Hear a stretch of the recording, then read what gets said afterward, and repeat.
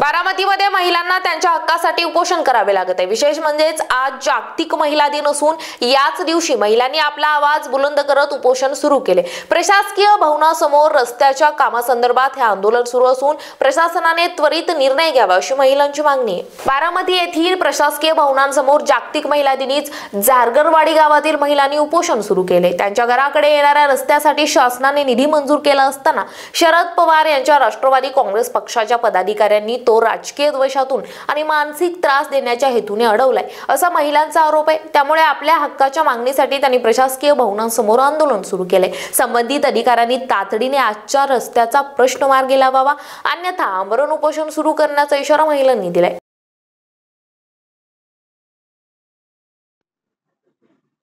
आम्ही जारगरवाडी गावात राहतो। आमच्या घराकडे येणारा रस्ता शासनाकडून मंजूर रस्ता 1.5 वर्षापासून शरद पवार यांच्या पक्षाच्या पदाधिकाऱ्यांनी जाणीवपूर्वक त्रास देण्याच्या हेतूने अडवला आहे। त्यामुळे आम्हाला शासनाकडून मूलभूत गरजेपासून वंचित राहावे लागत आहे। यामुळे रस्त्याचा विषय मार्गी लागावा म्हणून आम्ही बारामती येथील प्रशासकीय भवनासमोर उपोषणाला बसलो आहे।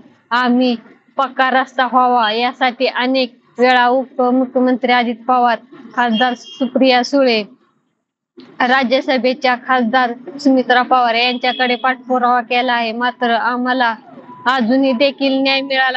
यामुळे जागतिक महिला दिनी आम्ही या ठिकाणी उपोषणाला बसला आहे। आमची उपमुख्यमंत्री अजित पवार, खासदार सुप्रिया सुळे आणि राज्यसभा खासदार सुमित्रा पवार यांना विनंती आहे की आम्हाला महिला दिनी न्याय मिळावा ही विनंती आहे।